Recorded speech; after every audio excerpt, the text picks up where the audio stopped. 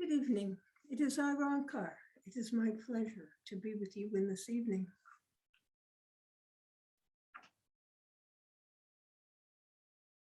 In the meditation, you are asked to focus upon the part of yourself that is a manifestation of God within yourself. It is an expression of God. It is a piece of God. It is something that truly exists in every way. And so I hope that you are all able to focus upon this feeling that you could get of your being one with God and God being resident within you. For it is a true example of what is actually within the physical world. Part of you is in spirit, in a way. You are partially made up of spirit, and spirit is within you, so that you are both physical and spiritual in existence. And this delightful combination of being physical as well as one with spirit is the blessing that is being human within the civilization, within this manifestation of the universe. For it allows you to be in contact with all the knowledge and all the wisdom there is through your oneness with God. It is such a simple thing to manifest the knowledge that you need, the understanding that you need, the help and guidance that you need, by focusing upon yourself as spirit, by focusing on that part of you, which is part of God, and knowing that that God part of you, your soul, has all the intelligence and all the power of God.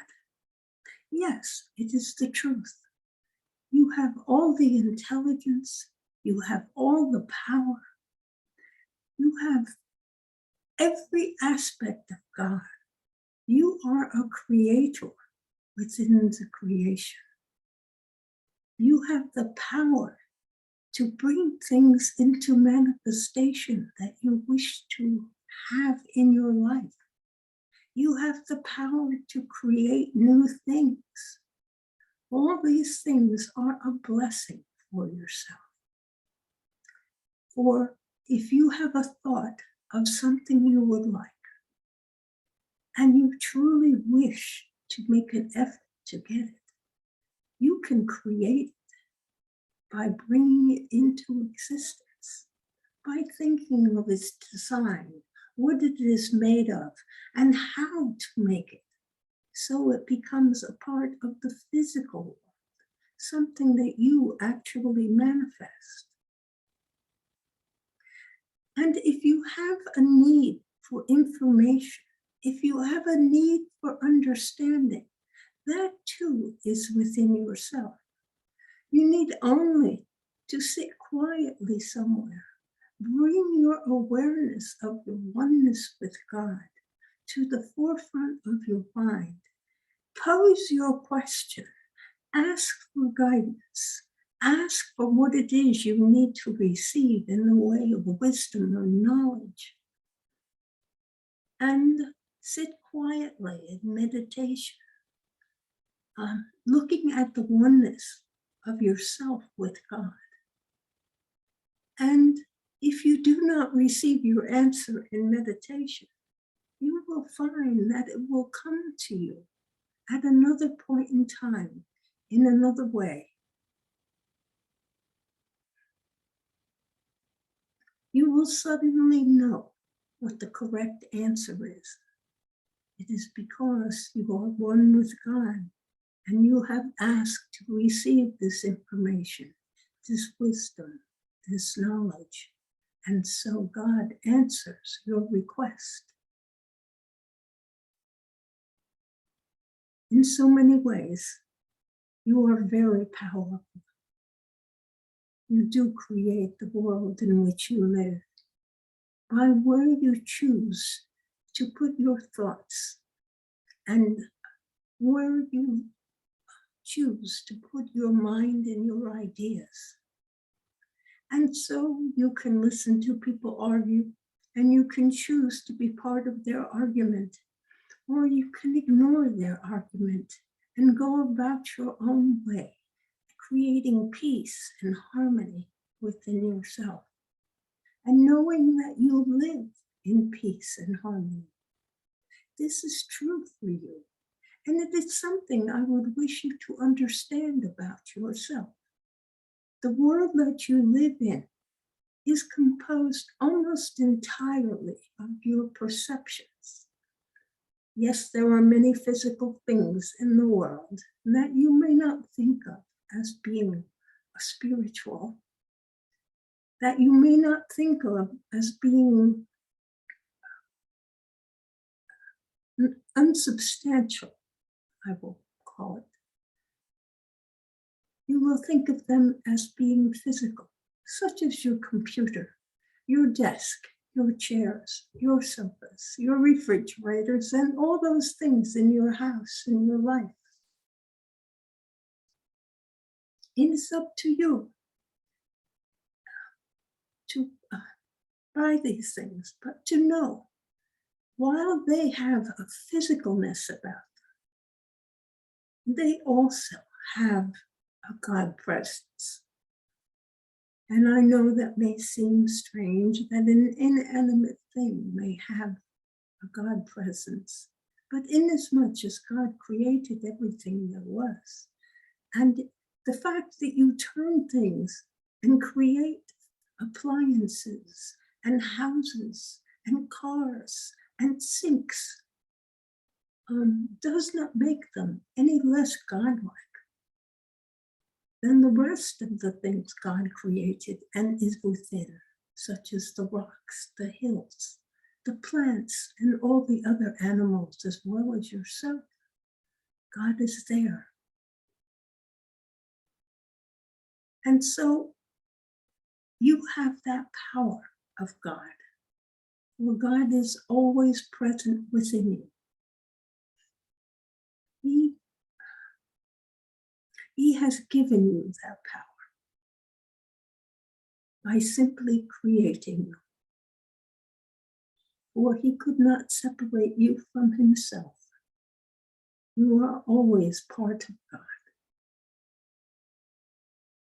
And so I wish you to remember these things as you go about your life.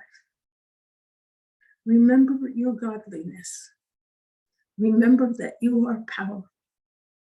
Remember that you have access to all the wisdom and knowledge that you need. And that you create your world through your perceptions.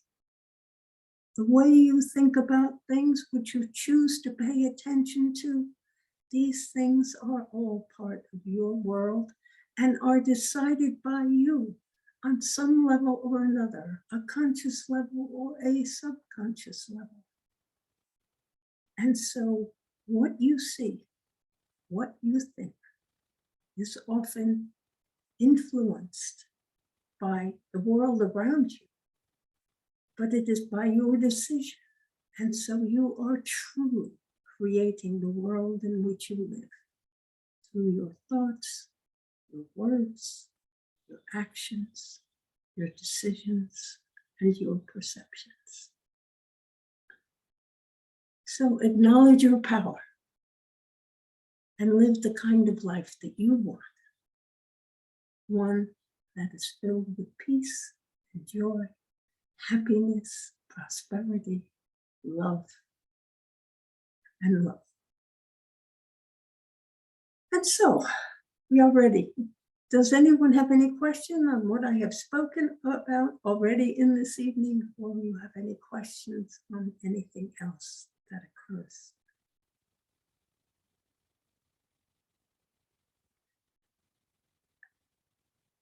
And just to remind you, if you have no questions, the evening is over. I just wanted to ask, people step into their power. as you say. How do Yes. you know you're stepping in the right direction? I mean, I know that you pray about it, you meditate about it. Other people constantly are telling you what they think you should be doing, what they feel they're hearing is a message for you to be doing. But how do you get to the, what do you have to do to get to the point to accept it yourself, I guess is what I'm asking. An excellent question. And yes, many people use that stepping into your power when they are trying to discuss psychic phenomena. Um, and by that, usually what they are referring to is being in connection with spirit, recognizing that you are one with spirit and that you can communicate with spirit. And that is what they are speaking about in these type of classes when they say stepping into your power. Now, you would prefer perhaps to think of what your question truly is how to find your own power. What is true for you? And for that, it is simply probably best to spend time in meditation. You can ask that question if you like, but before you go into the meditation, but simply do not stress upon it. Just simply ask to know what is your power in the sense of what are your goals? What are your aspirations? What is it that you can do? Well, I think all of these things constitute your power. And so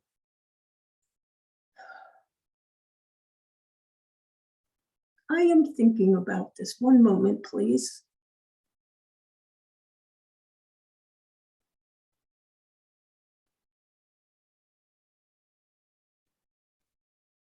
Yes, remember it is your power that you are seeking to know and to understand. People can give you messages, but it is important to remember where messages are concerned that there is always an influence on a message because it passes through a human being who is interpreting a perception or an idea that is coming to them. And this information may not be totally accurate because it reflects their experience to some extent or another. Even as I am speaking to you through a medium in this evening, you must realize that the medium is there. It's her job to be as quiescent, as quiet, unobtrusive as she can possibly be, to sit there without influencing any of the words that I say. But there is always some effect upon that which flows through her. For I must use the vocabulary that she has. I must also use, to some extent, her knowledge and her understanding. Now, there are many things I can speak about that she does not fully understand when I am speaking. And so it does not matter, for she has attained the degree of, of separation that is necessary to keep herself at a distance from that which I am saying, so that I am reasonably free of her influence.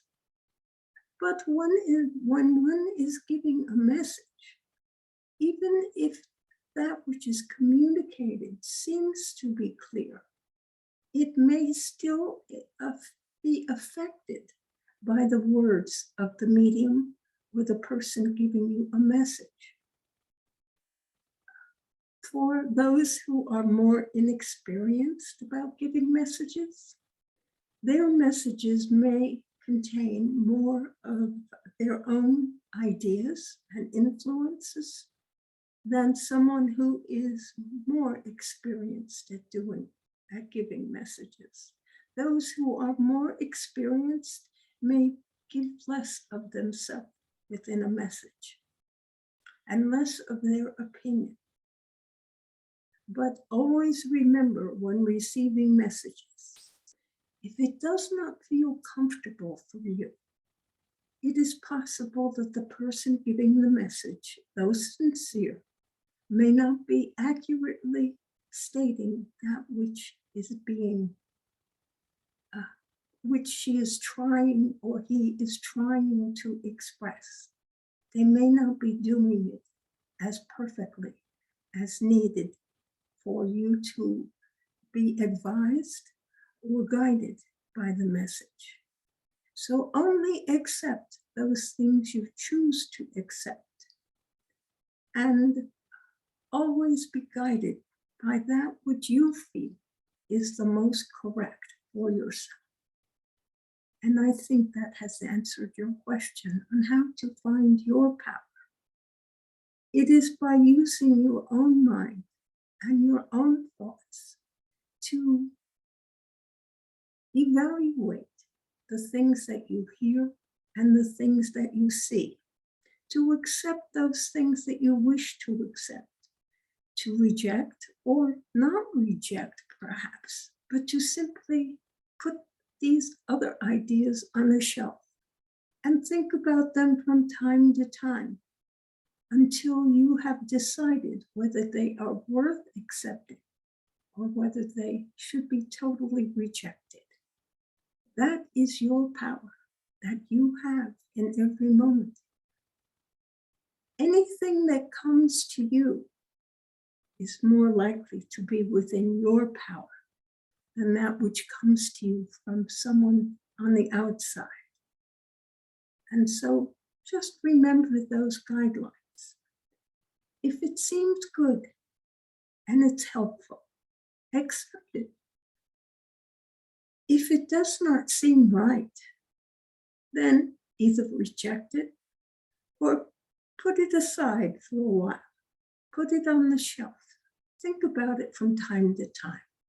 At some point in time, you may find, now I understand, and now I will accept it. Or you may even decide to, no, this is not true.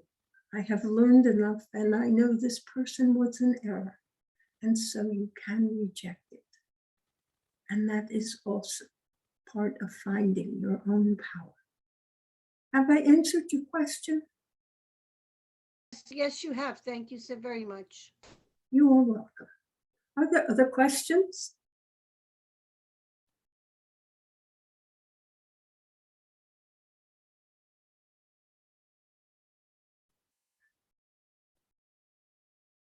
Well, I have a question for you all. Do you wish the evening to end now? Or do you have other questions?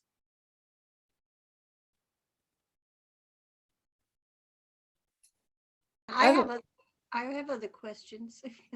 Thank you. I just was wondering, like, when I listen to different people talk about the other side and what goes on, what do they do all day? Is it really like a ladder and people are climbing steps and learning and constantly? Oh, very interesting. Yes, well, it is very difficult to say what happens in a day in the afterlife because there is no time, so there is no day. So it becomes impossible to properly describe what goes on in the afterlife. Are there steps? Are there ways of studying? There are things to learn and understand about the physical world. And so you can, so that you can know or learn about the physical world and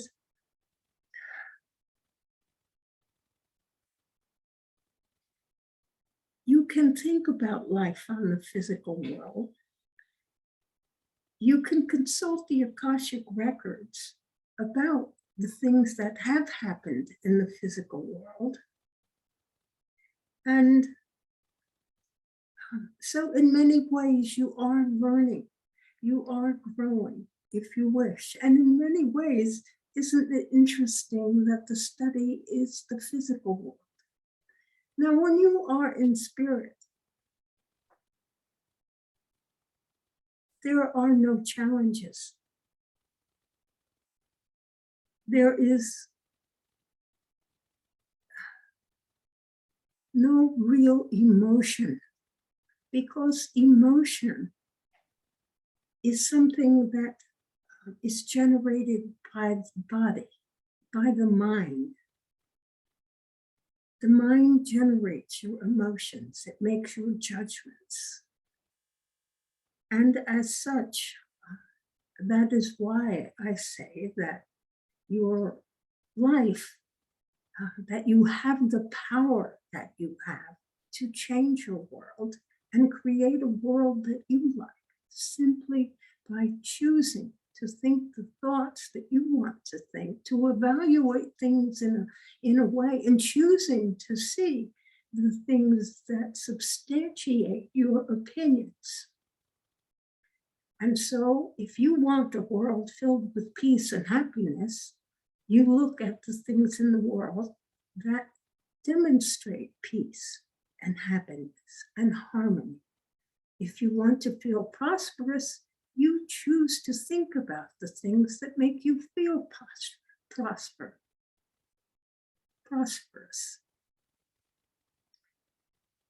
And so that is the way in which you create your world. Now, when you are in spirit, it is just a way of being, a way of existing. We have knowledge to things that happen on the physical world. We have knowledge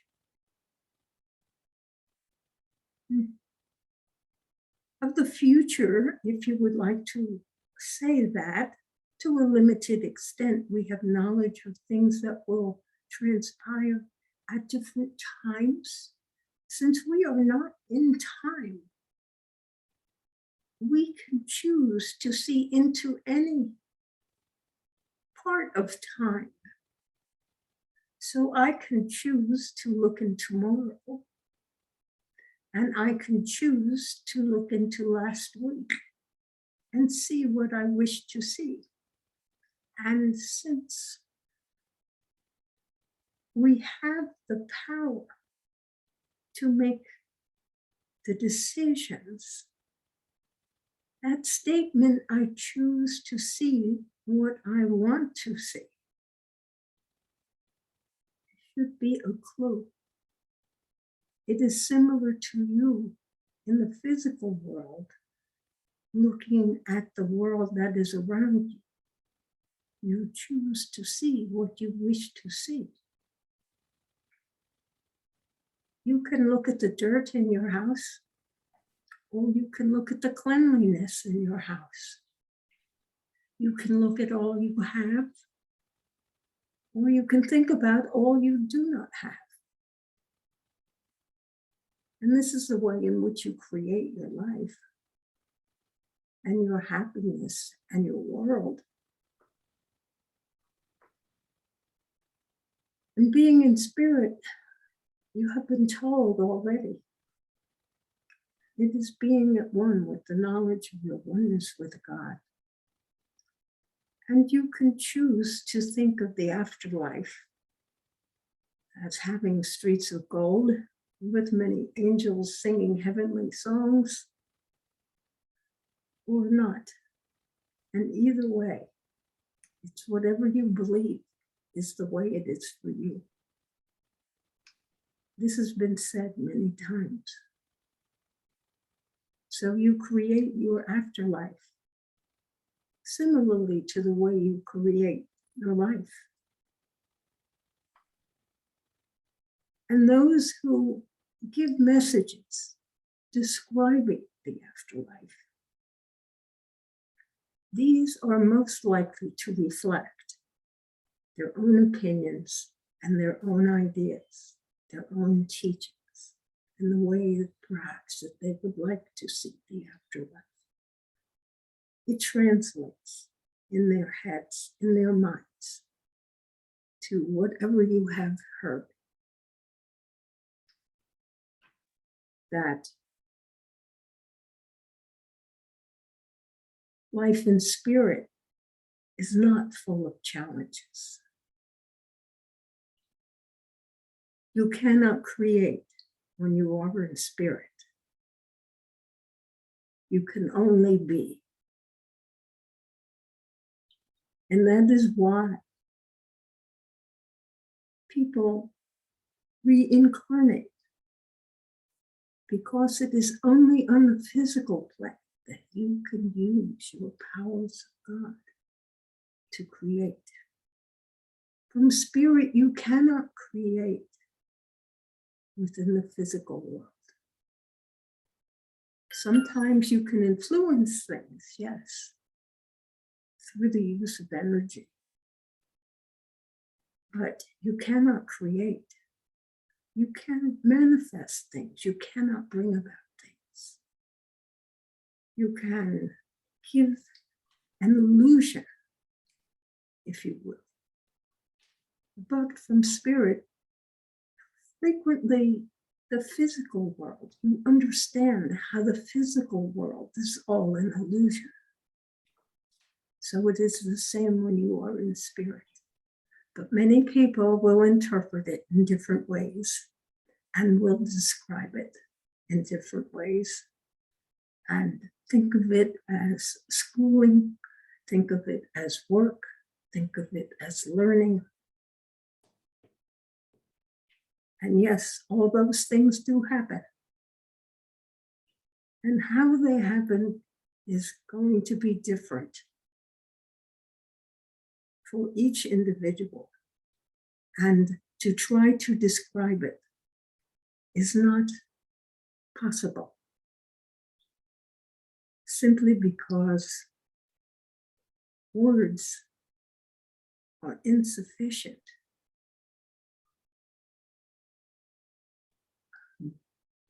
Are insufficient to describe it. That is all I can say, that words do not work. Very often we are using words that infer or state time. And since time does not exist in spirit, how can you say that someone makes progress, that they become aware, that they are learning? All these things imply time. And this is simply not an accurate way of speaking. The words do not exist to describe life in spirit. Since there is no time, it is impossible to describe. So that which you have heard is all somewhat of a myth and of no importance. Just know that if you have done a good job in your life, you may not wish in a lifetime, you may not wish to incarnate, but it will not matter, because the law of creation and creating is always there. And you can choose to incarnate and create a new life for yourself. You might think of it as an artist creating another painting. Think of it as an author coming up with a new novel, a new life, a new story, a new way of creating. That's what's in the physical world. You can do all these things, and how wonderful is the gift. So I'm glad that you had this question. I hope I have answered it somewhat satisfactorily, since it is extremely difficult to answer that question. And if you have another question, I would appreciate you feel free to ask it right away rather than to wait.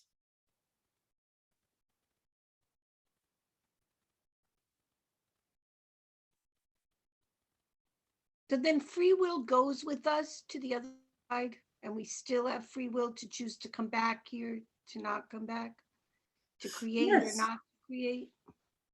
Yes, you do have free will to choose to come back into another incarnation or not come back into another incarnation, as you said.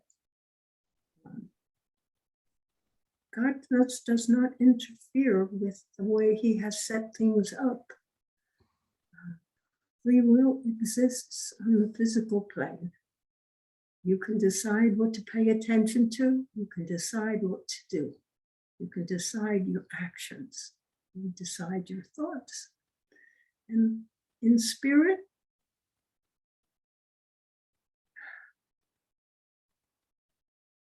how can you, I simply cannot explain. If you have a desire to know and understand something, it is instantly known and understood. So did you grow? Well, you have more knowledge now, and you have that free will. You have the knowledge that there is always the opportunity to come back and have another lifetime in the physical world, to create a new story. And maybe in this story, if you didn't do it right last time, you will be able to set it straight this time. Now, does that sound like karma to you? I Yeah, a am not little. sure. Yes? Yeah, a little. A little bit. So, if in your last lifetime you were a person who did not treat women very well because of your culture or anything else that you experienced on the physical world, you may choose to come back to write a new story about what it's like to be a female and the challenges within the same culture you just experienced, or a different culture, a different way of doing things. All of these things are possible. You can write it in the future, you can write it in the past. You make that decision. For incarnating does not occur in a straight line. You don't start in the K of times and slowly move up until the current and then move into the future. Beyond this time, you choose a time that is right for your story.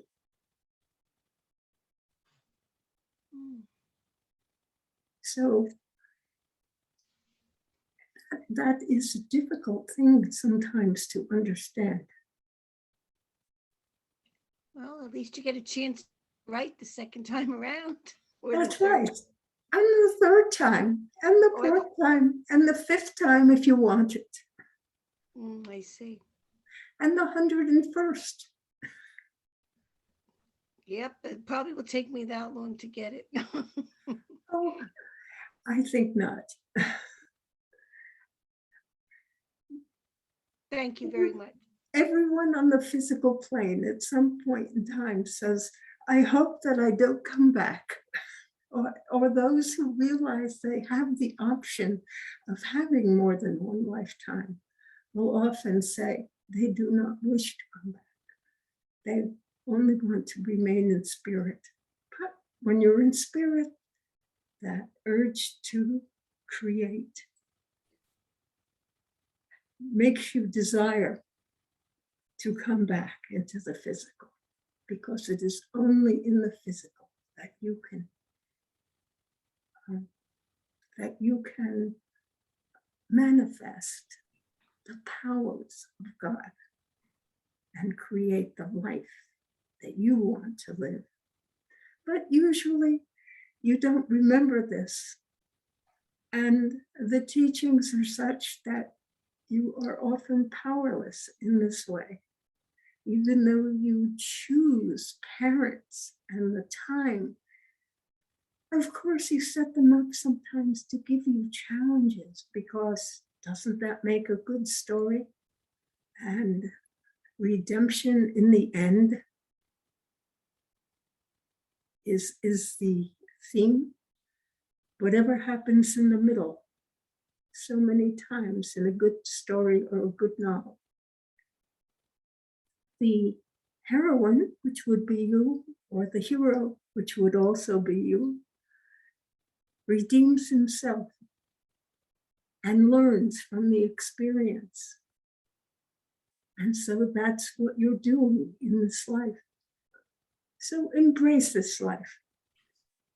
It has had its good points and its not so good points in your life.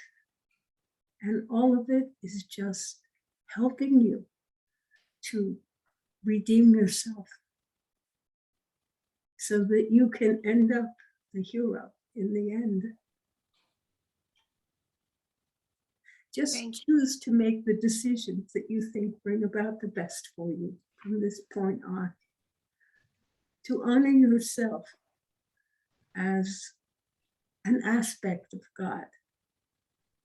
To honor your skills at creating a beautiful life. Where there were times when you created a beautiful life. And do remember those times and honor them. Are there any other questions for me? I was going to wait until we had more time, but this was always bothering me. When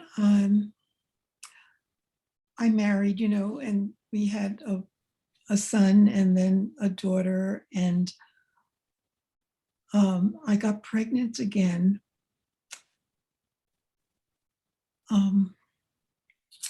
I guess when my son was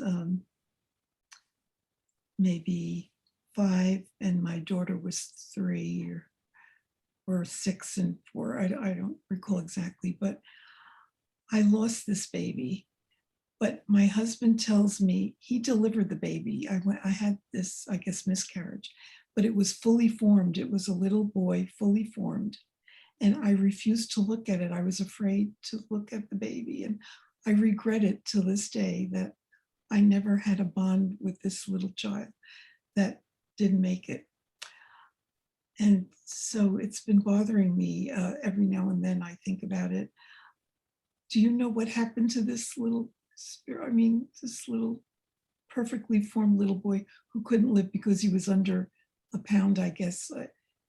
And it was in my maybe 5th month or 6th month. It was, not Much fully too formed. early for the baby to be born.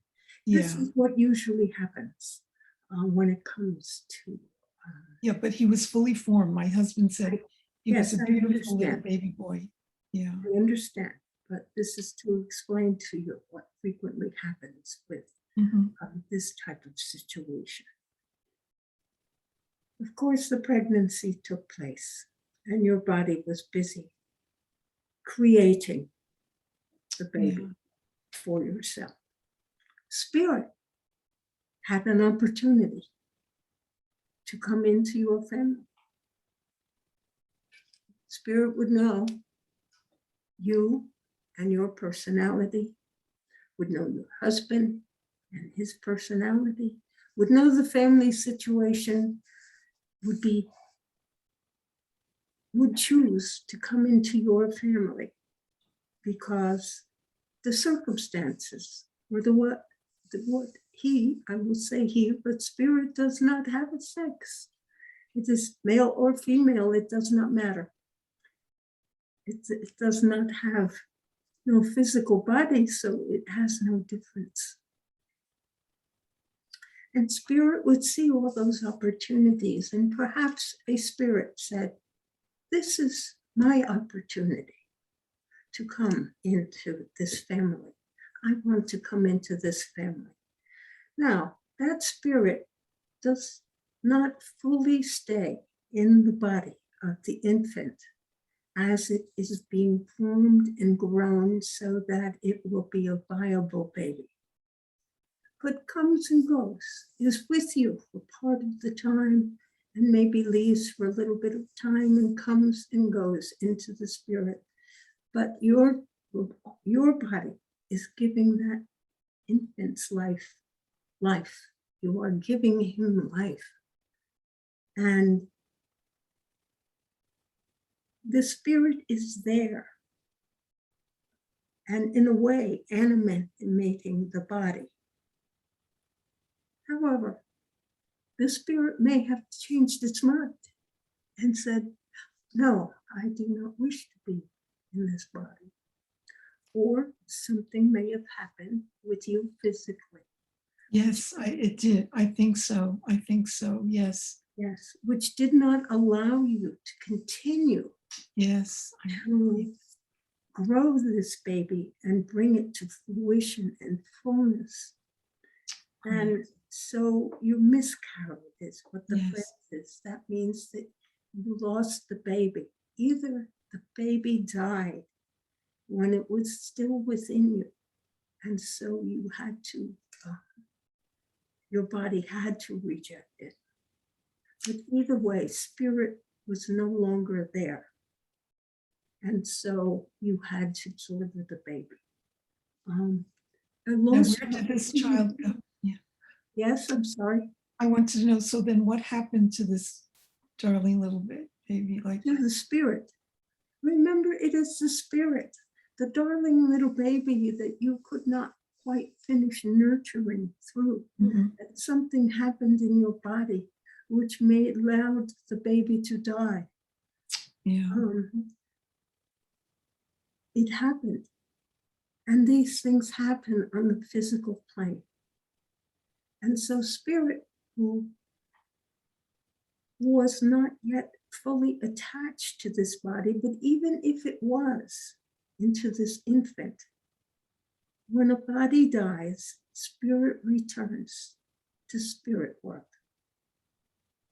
So I wondered, is that what happened? Yeah. That is what would have happened. It Mm. simply would have not been viable, so spirit had to go find another body, Oh. another person to come to. This did not happen. And so it just returns into its fullness as spirit. It's not a baby because it's only in the physical world that it's a baby. Mhm. In spirit, it is spirit. And spirit does not age, and spirit is not young. Spirits do not form as babies. They are full-fledged spirits. I can only say that. There is no other way to put it. They are not babies. They are not old. So a person who lives to 103, when it leaves that old body, returns to just being a spirit. Mhm. It is not young. It is not old. It just is. I see. Yes. Yes, you have to think very differently than the physical plane, because the spirit plane does not have time. And since there is no time, the baby cannot get older or younger. An old person does not continue to get older in spirit. When he leaves or she leaves an old body, then it will be the same age, if you want to use the term age, which is not appropriate, as it was when it was an infant. So, But I can't think of the word. I didn't feel that I handled it right, that there was no closure. Closure, is that the word? well, I believe I understand that on the physical plane, that you had no closure, that you didn't look at the baby. I know. Yeah. But it does not matter. I didn't It's not hold the, something like I you could have held maybe the baby and said goodbye or something, and I didn't. Yes, but it would not have mattered.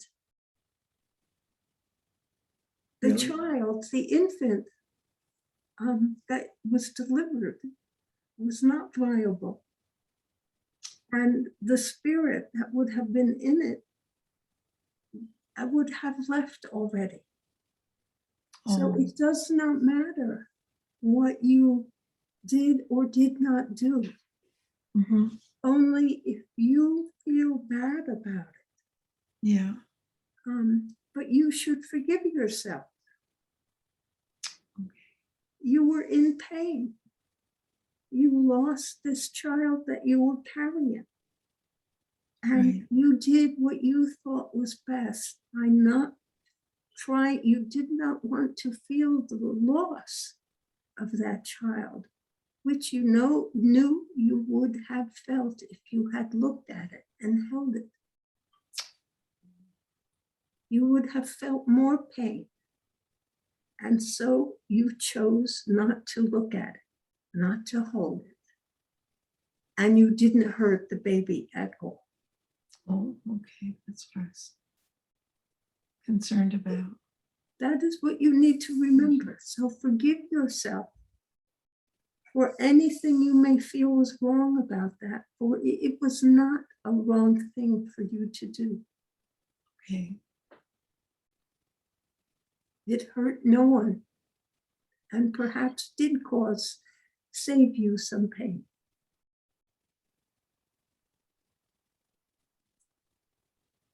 Okay. Thank you You for are making me most understand. welcome. Are there any other questions? Then does that mean that life begins at birth rather than conception?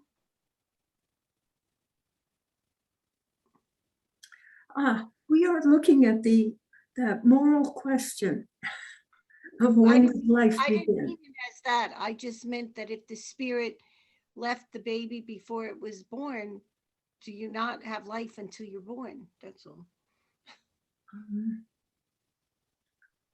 Well, as in this case, the baby was not born alive. It was born dead. Yeah. So it didn't have life. It does not matter. It really does not matter.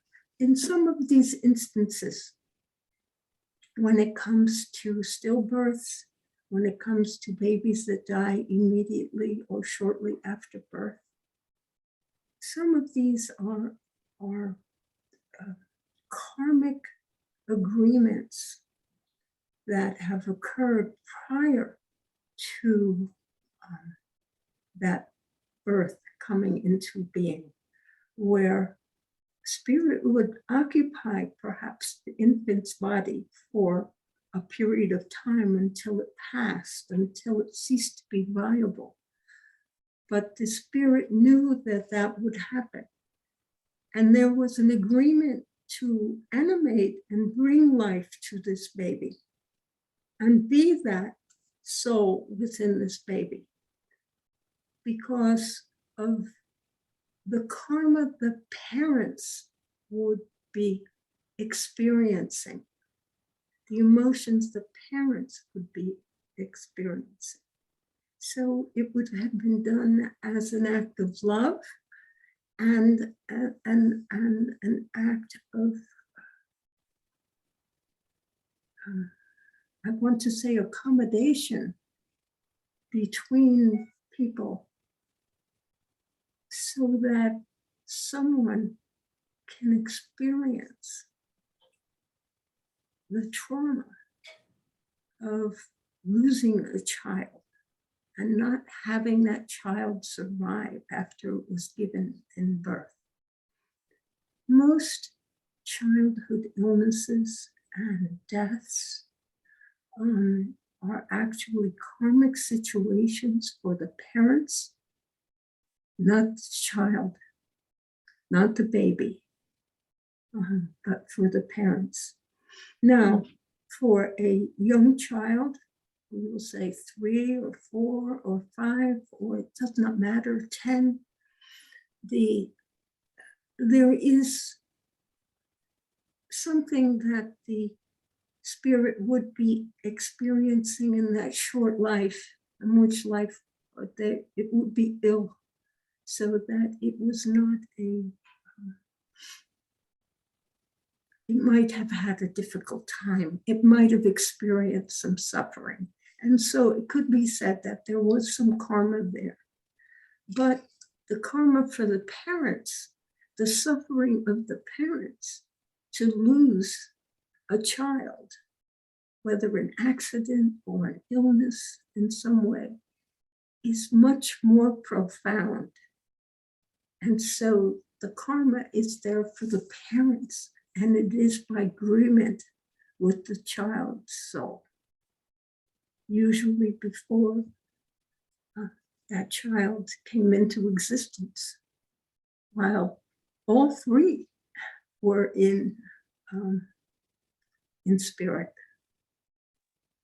It could be said that, yes, if you find one another and you are parents and you want to experience this trauma, I will be your child.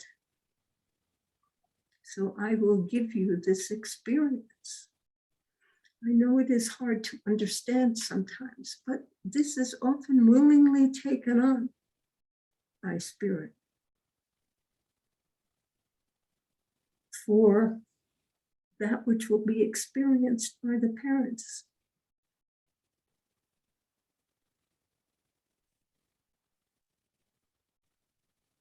Difficult to understand, I know.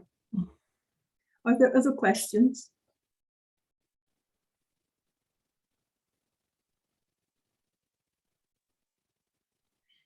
Well, the time is growing short anyway, so as there seem to be no more questions, and maybe we have given you much to think about in this evening, and hopefully we will discuss them again or other questions at another week or time of meeting. And as always, it has been my pleasure to be with you in this evening. I give you all my blessings. Thank you. Thank you so much.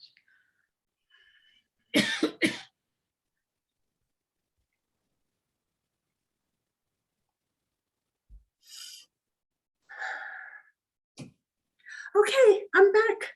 And so now you're going to say goodnight, and I'm going to say goodnight. And remember, I love you all. Good night. Good night.